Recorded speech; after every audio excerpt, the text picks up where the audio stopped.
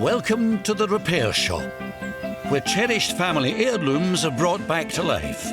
Anything can happen. This is the workshop of dreams. Home to furniture restorer Jay Blades. Nowadays, things are not built to last, so we've become part of this throwaway culture. It's all about preserving and restoring. We bring the old back to new. Working alongside Jay will be some of the country's leading craftspeople. I like making things with my hands. I love to see how things work, and I want to know how things work. Whether it's a Rembrandt or somebody's family piece, every painting deserves the same. Each bringing their own unique set of skills. You're about to witness some magic. They will resurrect, revive, Oh, yes. and rejuvenate treasured possessions and irreplaceable pieces of family history. Oh, my goodness me. It looks like it's new. Bringing both the objects Oh, wow. and the memories that they hold back to life. Oh, thank you. Oh.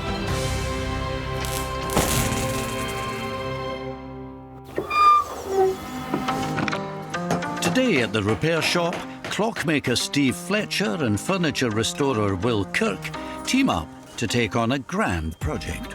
Oh, my goodness. The back leg was so bad, it was rocking all over the place. This is what happens to grandfather clocks quite a lot. They fall onto the ground, smash, and obviously it's a lot bigger a job. And ceramicist Kirsten Ramsay rescues a much-loved vase from a crack of doom. It's so vulnerable with that huge crack going right the way through it. Could literally just send the crack right the way round and it could break in two. Hello, how are we doing? Hello, pretty good, thank you. You all right? Yeah, nice to see you. But first to arrive today is Zeta Rome, her husband Bill, and a wounded member of the family in need of assistance from Amanda Middleditch and Julie Tatchell, the repair shop teddy bear casualty department. This is Pink Ted, Oh, bless. made of sheepskin. It's adorable, isn't it? Do you mind if we gently take all his clothes and bandages? No, please do. So what's the history then behind the teddy bear? Well, he was given to me just after I was born, I suppose. Right. In the war, and I think he was bought from Harrods. He's been with me all that time. He got evacuated to Scotland. Okay. He survived measles and chicken pox and boarding school. Yeah. And he survived the first lot of children, my children, and then our grandchildren.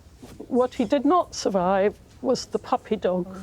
And it was a good thing it was only the arm, really. Could have been a lot worse. I think because he took the arm off, he probably demolished the arm and left Pink Ted to one side. That was lucky. So that was, yes, That yeah, was lucky. definitely. The children have played hospitals with him ever since. That's why he came in all bandaged up. Yeah. That's why he came in like that. So this is made of sheepskin then, is that right? Yes. Teddy bears were usually made of mohair, which is really soft and lovely. But during the war and just after the war, there wasn't a lot of mohair. It had been used for soldiers' uniforms, blankets, etc. So they had to think of other ways that they could make teddy bears. And he is really nicely made for a sheepskin teddy. I like his worn patches and his fadedness. That gives him character and age and things. So I wouldn't want him to have a brand new red ear on the side. No. With regards to his ears, we have one good ear. So with that, we can remove the good ear. We will split it into two. So the back of Pink Ted's ear will become the front of the new ear. That's wonderful. You're very welcome. Wonderful. He's in safe hands, OK? Oh, bless. Right, come on, leave him to it. So, you going to be able to do it, ladies? It's notoriously difficult to work on. Because it's sheepskin, because of the frailty of the fabric that we're working with, a lot of restorers won't actually touch it. My relationship with Pink Ted is so special because we have always been together. Leaving Ted here is quite emotional for me. I feel a bit like a mother leaving her child in hospital. What I'm a bit scared about is that you said that you're going to open him up. Yeah. Like her face when you said, like, open him up. It's hard. It is quite interesting you saying that, because we do have to be very careful, particularly in front of the owners, what they see once we actually start to do a restoration, because it can be quite upsetting. Yeah, because you're going to open, you're operating on it. We really. are. Yeah. We do it as lovingly as we can, but sometimes it can look a little bit brutal. Severe, yeah. We'll tell you when to look away when it gets gory. Thank you. That's very kind of you. I'm worried about this front seam. I can't see any other way. Be really, really careful here. There it goes. When we're working on them, we actually build a bit of a relationship with them because they do have character. So, you know, you'll quite often find us saying, it's all right, you'll be fine. They come in quite grumpy sometimes, don't they? By the time they leave, they have a smile on their face. It's just remarkable. I know you think we're mad, but they do. They do, definitely. No two ways about it.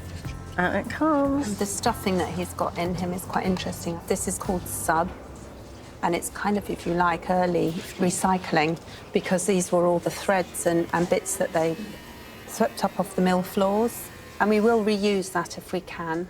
Taking this out, we have to be really careful that it's not adhered or stuck or anything if he'd have got damp at some point in his life. But then we could cause, again, more damage. I have to say, looking at him, he's actually in quite good condition inside. And he would have been this colour.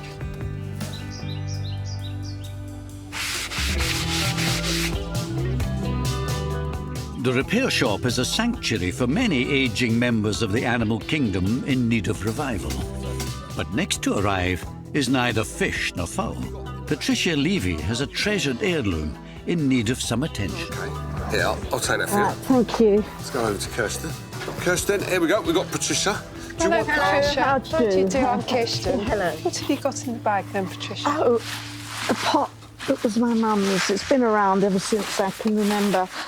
It's a good one. That's beautiful, isn't it? I think it's a lovely thing, even with that, you know, I keep it turned to the wall. Yeah. You know, it would have been valuable, but there you go. The pot is Royal Barum Ware, produced by the firm C.H. Branham. Branham originally made floor tiles before moving into art pottery in 1879, counting Queen Victoria amongst their most distinguished customers. How did your mother come by it? My mother had a marvellous eye for china and glass. Some people she knew, we were a very big family, and there was a big anniversary. They wanted vases, so she lent this out and got it back like that. Oh, how disappointing. She wasn't cross, she was just disconsolate, and she said, oh, it would have been valuable. She said, it's a good piece. Yeah. There's a little bit of a scratchy there, but I don't mind that. I'm really surprised, actually, you know, having happened so long ago, that actually more of these bits haven't flaked away. As it's got a crack running through it. Again, you can hear it, actually. Oh, where's the crack? So there is actually a crack coming up from the base there, right the way across. Could I have just done it? I wouldn't have thought so. They must have done it at the time that was done. Quite possibly. Asking an obvious question, you know, what is it that you would like, you know, to happen to this vase? You know, what would you like me to do? Make it nice again. OK. Such a beautiful glaze, isn't it? Will you get exactly the same blue? I will do the very best that I can. It's really good that Patricia's brought this vase to be restored, because actually it's so vulnerable. With that huge crack going right the way through it, could literally just send the crack right the way round and it could break in two. I think when you have things like that, it's a sort of a moral responsibility to your family and to family possessions. I mean, you don't sell the family silver. I'm hoping that I can mimic that glaze quite well, which I won't know till I try, but I shall certainly do my best. Bear doctors Julie and Amanda are mid-operation on Pink Ted's life-saving surgery.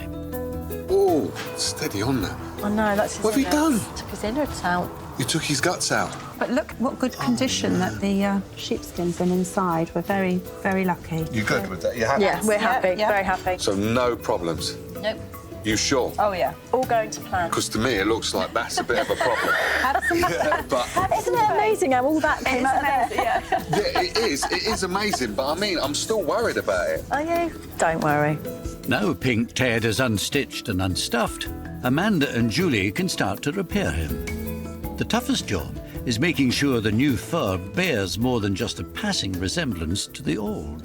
I'm painting on to the sheepskin to try and replicate not what he would have looked like when he was new, but what he actually looks like now. Sort of played around, discovered that hair colour of all things is the best thing to colour it. It's just being able to get it into the right places, and I'm really pleased with the match.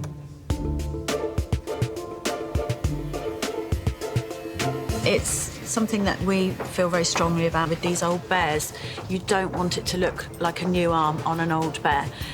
The pieces that we put on have to look like they've been there forever. So I'm just going to keep working at it, looking at the original, until I get the result that I want. How we doing, ladies? You all right? Yeah, hi, Joe. Yes, we're really good. We're just discussing now that we're ready to put Pink Teddy back together again. Cool. Is this the colouring that you've done then? Yeah, yeah. So this is the piece with the new arms. That's the old arm. Yeah. So I've kind of been trying to match them up. Well, that's cool. Yeah. So this is that's his arm. That's another arm. Yeah. What's these then? Ears. Oh, his ears. That's his ears. Yeah. Not it. His ears. His ears. Thank you. You can't hear at the moment because his ears are still there. Right. We haven't caused any effect. His ears. Okay. So when you stuff his arm, you're not going to give him any biceps, are you? Just going to keep it simple. Yeah. No. Because he hasn't been to the gym. He'll look like. All right. He's an elderly gent. That's what I like to wear.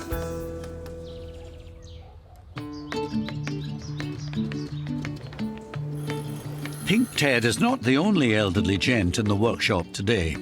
A grandfather has arrived in need of resident horologist Steve's attention to bring him out of retirement. Excited. Hello, you must be Linda and Ian. That's right. This grandfather or long case clock has been passed down 4 generations to Ian Murphy and his wife Linda. Would you like to tell me a bit about it? Yes, I inherited it from my mother, and she inherited it from her father. Right. I inherited it from his father. Right, that's great to know. So let's just pop the hood off and have a look at the mechanism. Right, can you tell me what sort of age you think it might be? Well, the date on the front there, 1712, and we've done some internet research, and we can't find William Robb in 1712. We can find him 1800s, but not 17. OK. That date has been added afterwards. Right. I would put it much later, to around about 1750, that sort of... As old as that? Age period, yes. It's definitely 18th century. Yes. So have you known it working? Oh, yes. Yeah, I've known it working, definitely, but it possibly hasn't worked right for maybe 20 years now. Right, OK. So we have just the basic time mechanism, which looks as if it's all there. It's absolutely black in there. Yeah. You can't see that there's any brass at all there. It's completely black. So that's quite a challenge getting all that cleaned up, but an enjoyable one. If we could just get it ticking, Yeah. we'd be happy. OK. So there are different things we can do with the dial as well. See, originally, this chapter ring would have been silvered and the centre would have been silvered. These outer bits would have been left brass and the spandrels here would have been polished brass. Right. And over the years, it gets polished off. So this is a dial, and you can see the chapter ring has been silvered. This would have been re-silvered. This is not the original silvering. And that's the sort of look that you'd get on it if you wanted to go that way. I would like it to be silvered again, if that's how it used to be. They look really smart when they're done. So we can certainly do that for you. No, that's smashing. Thank you very much. Now, we need to talk about the case, because that needs some work doing to it as well. Will, could you pop over a quick look at the case? While Steve's got the clock covered, Will's the man when it comes to the woodwork. I think this case looks in reasonable condition, but there are a few areas that need addressing. Right. Number one, this plinth is loose. Yeah. It's been screwed up there, and also this bracket foot there is I was about to say, it's missing. loose. At the back, you're missing one of the legs. That's really kind of you to bring it on. Thank you. I'm so excited. It's going to be restored. We've got an empty space at the moment, and it'll be nice to fill it again with the clock, all shiny and bright. Real excited because it's nice to see it back in the living room again, and it'd be great to hear it ticking. There's no way to fix it. What are you doing? That's no way to fix a clock. Are those all the places that need work? Yeah, so what I'm doing is I'm using this blue tape here to point out everything that needs to be done. That really is an excellent idea. So I've got all of this to do. What are you doing? I'm doing a complete overhaul on this. Got to do a lot of repairs to the movement. It hasn't been, I don't think it's been apart for 60, 70 years. So you've got your work cut out for you as well? I'll pop this over on my bench. Oh, pretty straightforward. And then over to you with the case. And over to me with the case.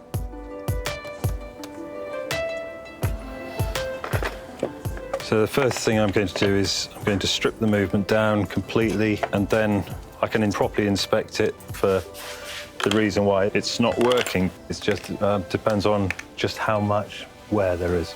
But I think it's pretty obvious that it's dirty and worn.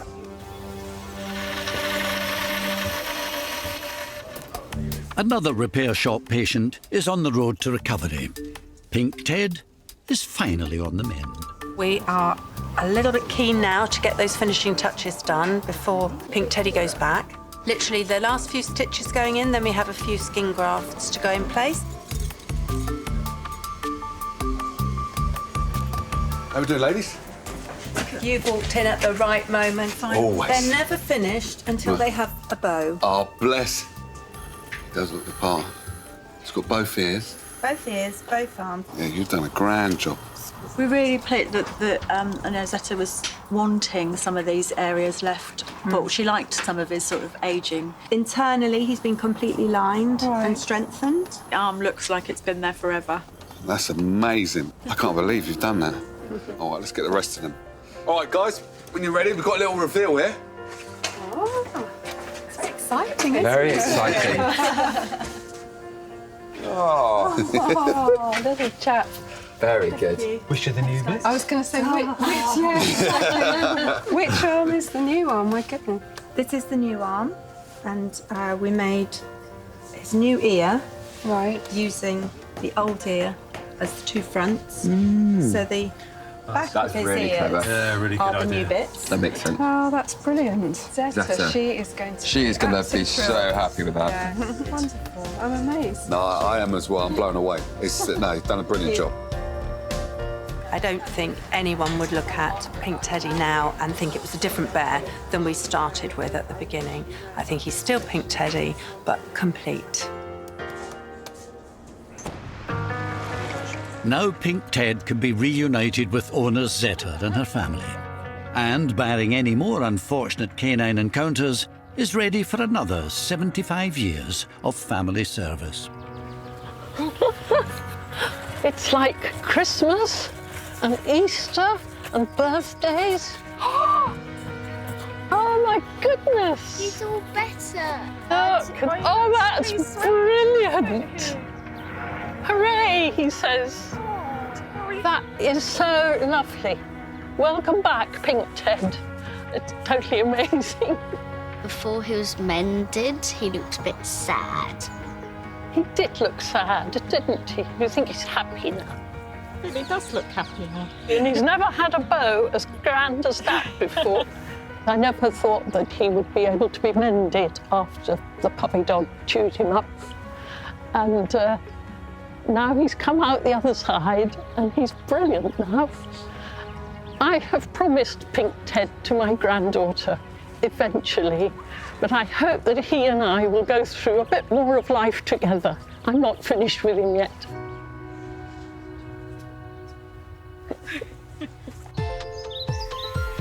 As one old gent is restored to his family, Steve is just getting started on the 18th century grandfather clock. First job, wash off the years of built-up dirt. Right, what's on the menu then? Soup? Yeah, absolutely. All right. Yeah. I'll have some of that. Clock-a-leaky. That's a sharp one. There's an awful lot to do in this clock because it's about 240 years old. It has ticked about 7.5 billion times in its life if it's been working every day. So it's incredible. All those ticks have taken their toll on the clock's moving parts, and have left Steve a massive job to try and wind back time. So this pinion here has got quite a lot of wear to it. But it's quite fortunate that this pin is quite soft as well. So what I'm going to do, I can actually scrape it with a scalpel. And I'm going to just shape it to get rid of the little groove that's worn in it. Because that, when it engages with the teeth, can actually stop the clock. Meanwhile, Will is working on the case and discovering there might be a little more to do than at first sight. Steve? Oh my goodness. This is what happens to grandfather clocks quite a lot, is that actually the glue blocks that hold it all together, they dry out and fall out. Yep. And they fall onto the ground, smash, and obviously it's a lot bigger a job. Yeah. The back leg was so bad, it was rocking all over the place, so I think that and that was flapping off the side, so that, along with the fact that everything's flapping everywhere else, it was only a matter of time, do you think, before that just... No, absolutely, it would have fallen over. So in the nick of time, I think. Nick of time. Yeah, absolutely. Leaving Will to deal with the shattered case, Steve is forging ahead with returning the clock face silver. I'm just putting the silver powder on, rubbing it in. As you rub it on, it releases a very, very thin layer of silver over the surface of the brass. Big areas are the most difficult ones to get a nice, even finish. Sometimes you end up doing it again and again until you get it right. Right, now I've done that, I need to just wash it off quickly. It's gone on so, so well. Very, very pleased with that. How are we doing, Steve? Your bench is empty. That means you've finished. No. I haven't finished. I'm getting on. I've just got the dial all silvered and looking lovely. I've just got to lacquer it now. Then the dial's all done. Steve's also decided to add an extra special touch for owners Ian and Linda. I found a hammer. That's a hammer? Yeah, that's a hammer.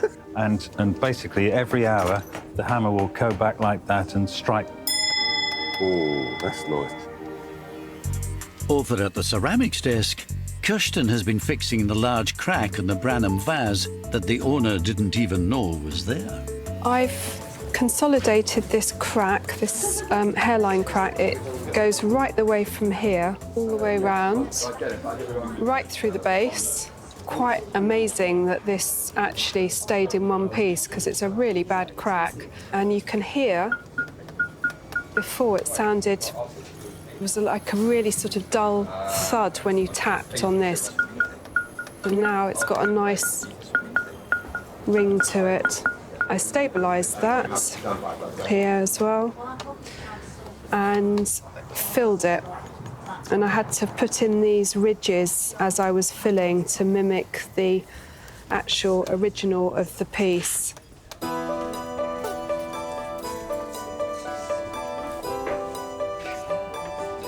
But I'm going to start painting because when you put your first coat of paint on, it always shows up any imperfections and things that you've missed out in your fill. So I'm kind of looking for the base colour there, really. Now Kirsten's cracking on with fixing the original problem, the chips in the glaze, before the pot's owner, Patricia, returns to pick it up. The brew pot belonged to my mum. She gave it to me about 40 years ago. I'm longing to see it. I really am. Oh, hello again. How you doing? Fine. You all right? Yeah. Hello, nice to see you. So there's my baby. There's your piece, yes, yep. Are you ready to have a look? There we are. Wow. Okay. So which is the bit that's been... Well, No, let me guess. this is metal, so... I can't see. It all looks splendid. That's great. So actually, that's the area. Really? There, yeah. And through to bits. That's Thank you so lovely. much. Oh, well, you're very welcome. I'm just glad that you're pleased with it, really, aren't you? It's lovely. Yeah, oops. If it survives the journey back, I might be back here next week. I'm really cock-a-hoop. It's marvellous. I'm thrilled to bits with it. I think Mum would love it. She might even want it back.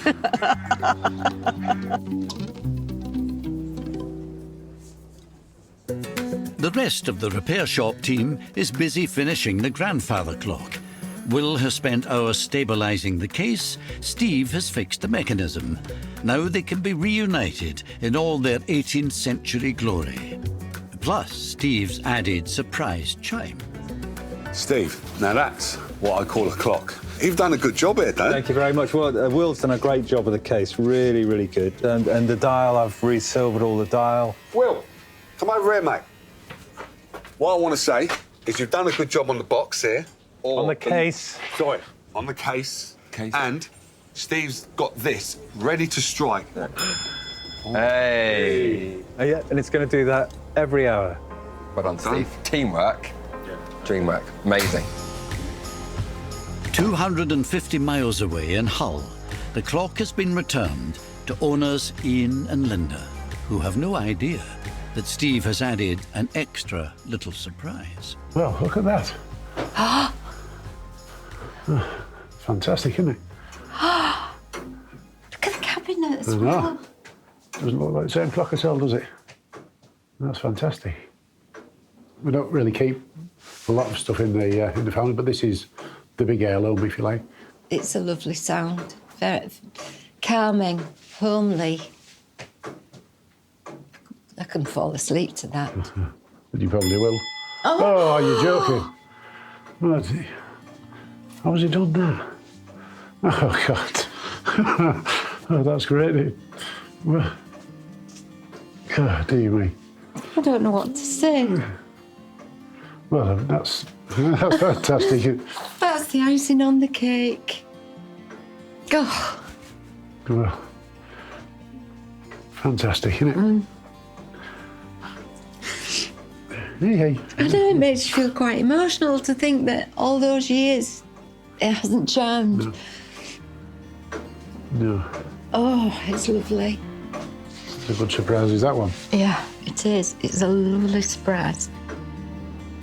Absolutely amazed. It looks absolutely fabulous. And the chime, it was absolutely superb to hear it because I've never had it before in my life. And it was a very, very, very nice surprise. Now we know what it was like when it was made. Everything is working. It was nice just to have that little moment. Before, when it was really just a piece of furniture. Now when I look at it, it's a real heirloom. It's something to be proud of, something to be taken care of, and something that will be passed down. Join us again next time as more family heirlooms are restored and treasured keepsakes revived in the repair shop.